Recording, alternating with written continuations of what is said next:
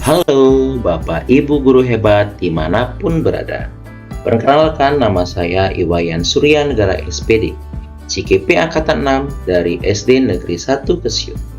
Saat ini kita telah sampai pada modul 3.1 yang membahas tentang pengambilan keputusan berbasis nilai-nilai kebajikan sebagai pemimpin. Sekolah merupakan institusi moral yang dirancang untuk mengajarkan norma-norma dan menanamkan nilai-nilai kebajikan pada peserta didik. Sebagai seorang pemimpin pembelajaran, kita sering dihadapkan pada pengambilan keputusan yang mempertentangkan nilai-nilai kebajikan, baik benar lawan benar atau yang kita sebut sebagai dilema etika, dan benar lawan salah yang sering kita sebut sebagai bujukan moral. Sebagai pemimpin pembelajaran, kita diharapkan mampu membuat keputusan yang tepat dengan dasar rasa tanggung jawab, berpihak pada murid, dan tentu saja keputusan yang diambil mengandung nilai-nilai kebajikan. Untuk memperdalam dan menguatkan pemahaman kita terhadap modul 3.1 ini dan kemampuan kita dalam mengambil keputusan sebagai pemimpin pembelajaran, maka kita perlu mengetahui bagaimana role model kita, terutama kepala-kepala sekolah kita, dalam mengambil keputusan saat menghadapi dilema etika ataupun bujukan moral. Dan berikut ini adalah 3 kutipan wawancara kepada 3 kepala sekolah yang saya lakukan, mulai dari kepala sekolah di tempat saya bekerja yaitu SD Negeri 1 Kesiut dan sekolah lain di sekitarnya yaitu SD Negeri 1 Sembong Gede dan SMP Bintang Persada. Untuk itu, mari kita simak kutipan wawancara berikut ini.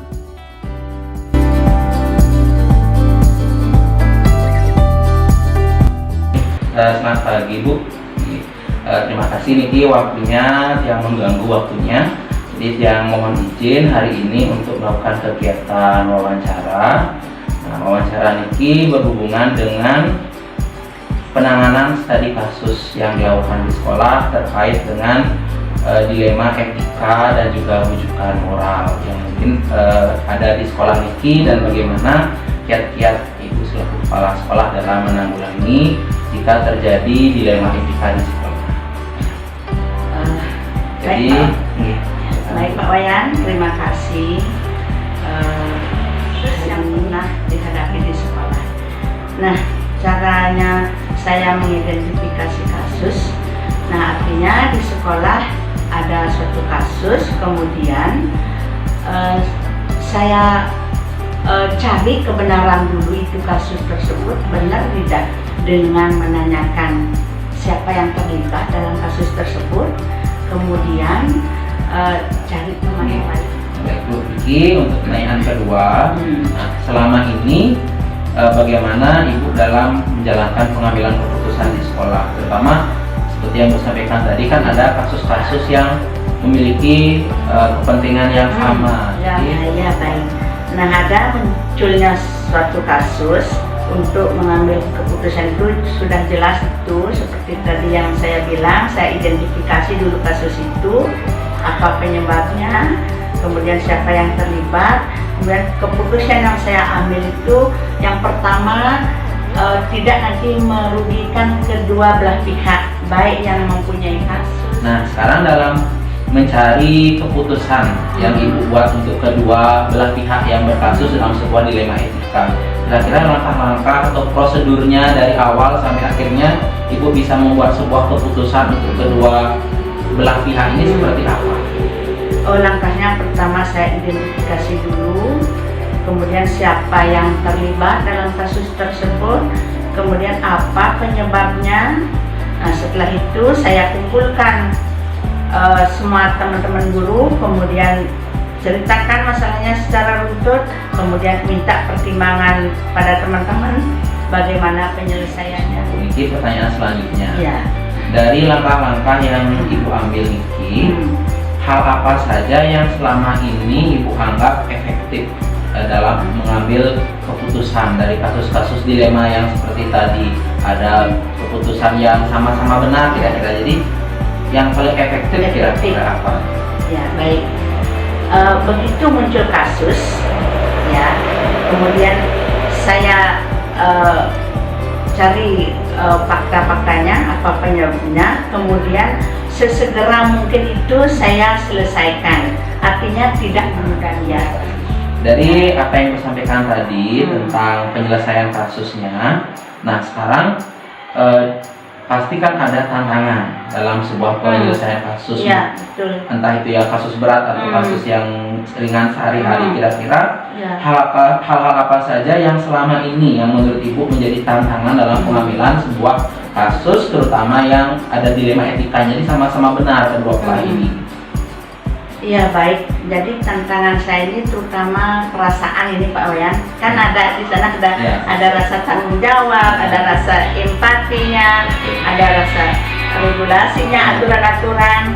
Jadi dengan secermat mungkin. Apakah Ibu memiliki sebuah jadwal tertentu untuk menyelesaikan kasus, atau seperti Ibu bilang tadi sekarang ada kasus langsung tangani, atau ada jadwal-jadwal tertentu kapan menangani kasus atau seperti apa? Baik, untuk penanganan kasus ini saya tidak menjadwalkan Pak Wayan. Saya tidak menentukan tempat ataupun yang lain waktu mungkin. Jadi intinya itu begitu saya ada kasus, ya anak-anak. Bentuk prosedur Ibu melakukan penanganan kasus yang dibilang tadi kan langsung di tempat, langsung di saat ada kejadian. Nah, prosedurnya seperti apa untuk menyelesaikan kasus tersebut? Jadi prosedurnya yang pertama kita sudah tahu kasus, yang kedua itu kita tangani dengan teman. Kemudian dari pendapat teman itu kita lakukan. Kemudian pertanyaan selanjutnya dalam penanganan kasus yang selama ini ada yang dilakukan di sekolah, kira-kira adakah seseorang atau faktor-faktor, mungkin bisa orang-orang atau faktor-faktor lain yang selama ini mempermudah Ibu dalam mengambil keputusan? Artinya keputusan yang diambil jadi lebih mudah. Apakah ada seseorang yang memberikan bantuan, atau apakah ada faktor-faktor lain yang membuat Ibu merasa lebih mudah dalam menangani kasus-kasus terutama yang ada dilema etika? Baik, di sini saya biasanya kalau begitu ada kasus, saya selalu libatkan teman-teman. Artinya dengan menerima pendapat teman-teman. Iya. Dari semua hal yang telah Ibu sampaikan terkait dengan bagaimana proses penanganan kasus-kasus dilema etika di sekolah, kira-kira dari kasus-kasus yang selama ini Ibu dapatkan, mulai dari guru ataupun siswa ataupun Ibu sebagai kepala sekolah, pembelajaran apa yang kira-kira dapat Ibu ambil dari pengalaman-pengalaman dalam menangani kasus-kasus tersebut? Baik, pembelajaran yang saya bisa petik dari berbagai kasus yang saya alami di sini bersama teman-teman. Yang pertama, begitu ada kasus, segera mungkin diselesaikan, jangan ditunda-tunda. Kemudian yang kedua, saya minta pendapat dari teman-teman. Kemudian yang ketiga, selalu kita mengedepankan untung dan rugi, ya, yang berkasus supaya tidak dirugikan, dan kita sebagai lembaga juga tidak merasa dikecewakan. Jadi sama-sama antara yang berkasus dan lembaga itu sama-sama diuntungkan. Ya. Terima kasih Ibu atas waktunya, atas jawaban-jawabannya terkait tentang dilema etika dan bagaimana Ibu menangani kasus-kasus yang sudah ada di sekolah. Nah, dari pertanyaan-pertanyaan ini mudah-mudahan saya bisa mengambil pembelajaran, menjadi role model demi kita bersama juga. Jadi yang tutup wawancara yang terkait sama kembali.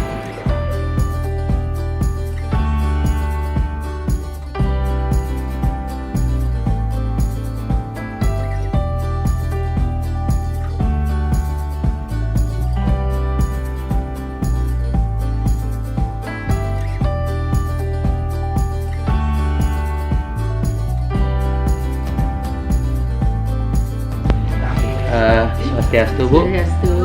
Selamat siang Niki yang mengganggu waktunya Ibu. Suksema Niki sudah diberikan kesempatan. Yang mulai dari pertanyaan pertama, Bun.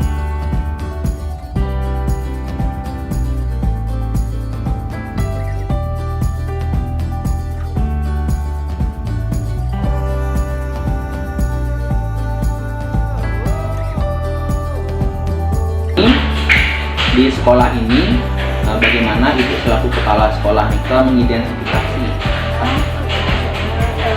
Coba jawab ya.